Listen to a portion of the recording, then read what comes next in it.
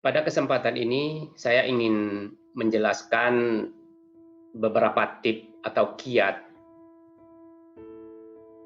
untuk menyusun suatu karya tulis ilmiah apabila kita ingin mengikuti suatu lomba karya tulis ilmiah. Eh, Bahasan ini akan saya bagi menjadi dua bagian, mudah-mudahan dapat bermanfaat untuk kita semua. Untuk menjelaskan itu, saya akan gunakan presentasi berikut.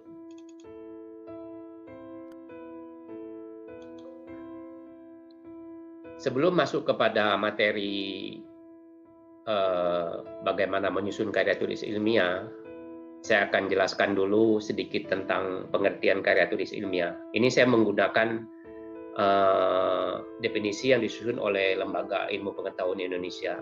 Ada dua kata kunci di sini, bahwa karya tulis ilmiah itu boleh merupakan hasil litbang, hasil penelitian, dan boleh juga berupa tinjauan atau kajian pustaka saja. Kemudian kata kunci kedua adalah memenuhi kaidah ilmiah. Ini yang penting sekali kita perhatikan. Karena apabila kita tidak bisa menyusun suatu karya tulis yang memenuhi kaidah ilmiah, itu berarti karya tulis kita nanti bisa dianggap bukan merupakan karya tulis ilmiah. Apa itu kaidah ilmiah? Kaidah ilmiah itu adalah aturan baku umum yang merupakan kesepakatan para ilmuwan tentang bagaimana cara melaksanakan kegiatan ilmiah, termasuk di dalamnya bagaimana menyusun suatu karya tulis ilmiah. Nah,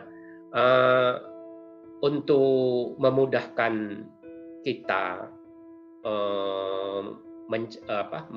mencari aturan baku itu, yang paling sederhana kita silakan menggunakan aturan-aturan baku yang sudah disusun oleh lembaga ilmu pengetahuan yang sudah ada, seperti lembaga penelitian LIPI misalnya, atau perguruan tinggi yang biasanya sudah membuat aturan-aturan baku bagaimana menulis karya tulis ilmiah. Jadi tinggal diikuti saja. Untuk materi ini nanti saya akan bahas di dalam video tersendiri.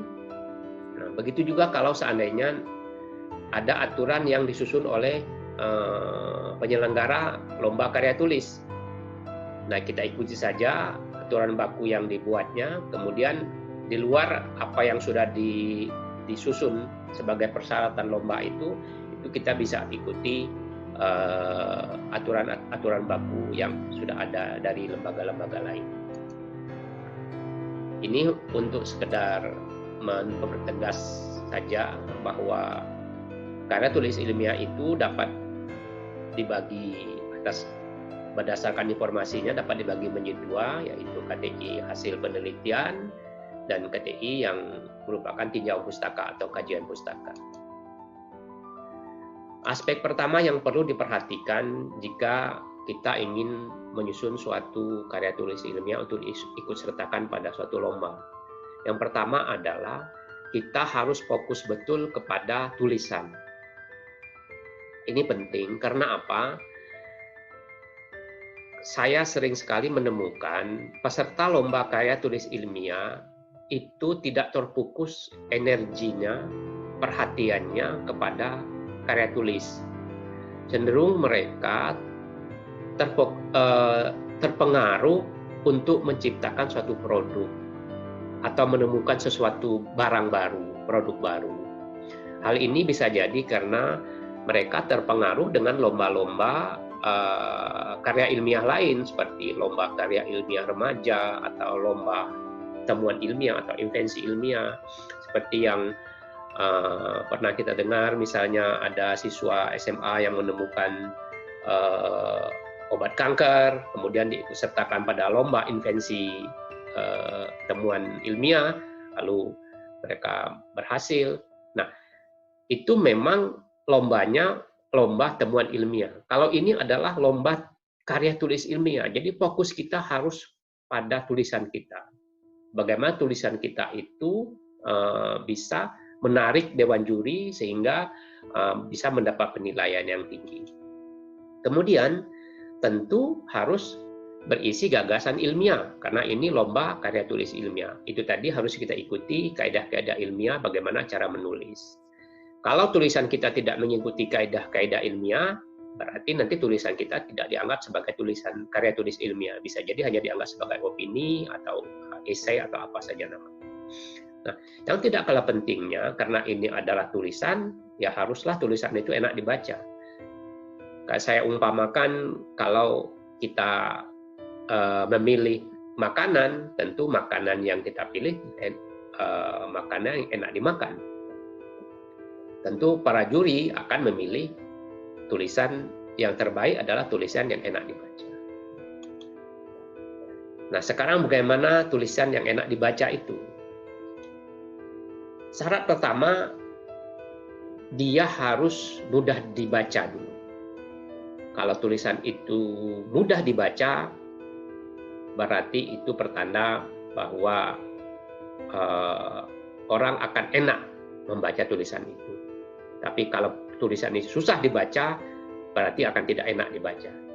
Saya menggunakan rumus yang dibuat oleh Robert Brown dari Australia. Dia menggunakan rumus mudah dibaca itu apabila bisa dipahami dalam satu kali jalan. Artinya apa?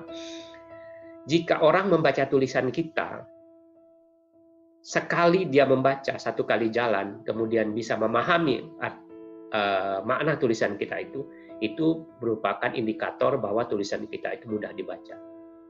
Tetapi kalau mereka yang membaca harus berhenti, kemudian apalagi harus balik ke belakang, baru bisa memahami tulisan kita, itu merupakan pertanda tulisan kita itu tidak mudah dibaca. Oleh karena itu, kalau kita menyusun suatu karya tulis, cara sederhana untuk mengujinya, kita minta saja orang lain membacanya. Kalau mereka bisa membaca dalam satu kali jalan, itu merupakan salah satu pertanda bahwa tulisan kita itu mudah dibaca. Bagaimana tulisan supaya mudah dibaca? Pertama harus dirangkai dalam satu paragraf yang baik. Oleh karena itu kita harus paham betul bagaimana cara menyusun suatu paragraf yang baik. Karena apa? Karena orang membaca tulisan, apalagi kalau mereka membaca secara cepat, dia tidak membaca kalimat per kalimat, tetapi membaca tulisan itu dalam satu konteks, dalam satu paragraf. Karena paragraf itu mengandung satu pokok bahasa. Oleh karena itu, upayakanlah kita menyusun suatu tulisan dalam paragraf-paragraf yang baik.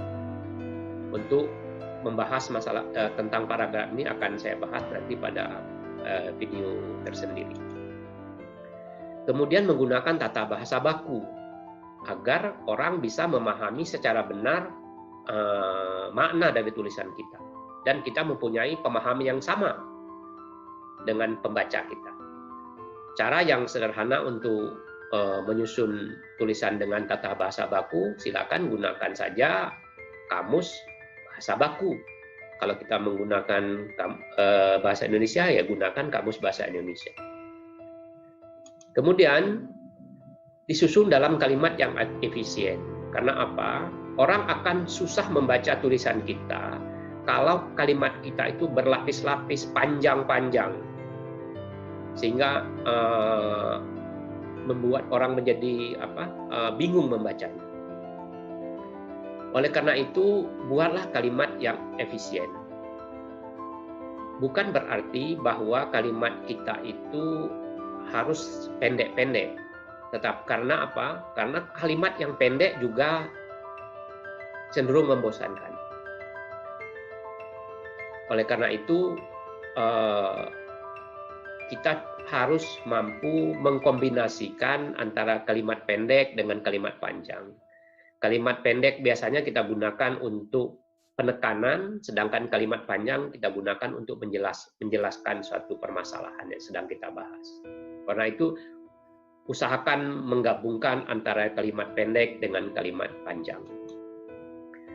Nah, tulisan yang enak dibaca tentu tulisan yang menyajikan gagasan baru. Apabila di dalam tulisan itu tidak menjelaskan hal-hal yang baru, tentu akan membosankan dan tentu tidak perlu ditulis. Perlu saya ingatkan di sini bahwa gagasan baru kita itu tidak harus dalam bentuk barang, tidak harus gagasan yang ada wujudnya, atau gagasan yang memang harus kita yang memproduksi, yang membuatnya. Tetapi gagasan itu bisa jadi hanya berbentuk rekomendasi. Misalnya rekomendasi kita kepada pemerintah untuk membuat satu kebijakan tertentu dalam memecahkan masalah yang sudah kita rumuskan. Jadi saya ingatkan kembali, fokuslah kepada tulisan Anda, fokus pada gagasan Anda, jangan fokus kepada memproduksi barang atau menghasilkan sesuatu barang. Demikian bagian pertama dari bahasan kita ini. Saya akan lanjutkan dengan bahasan yang kedua. Terima kasih.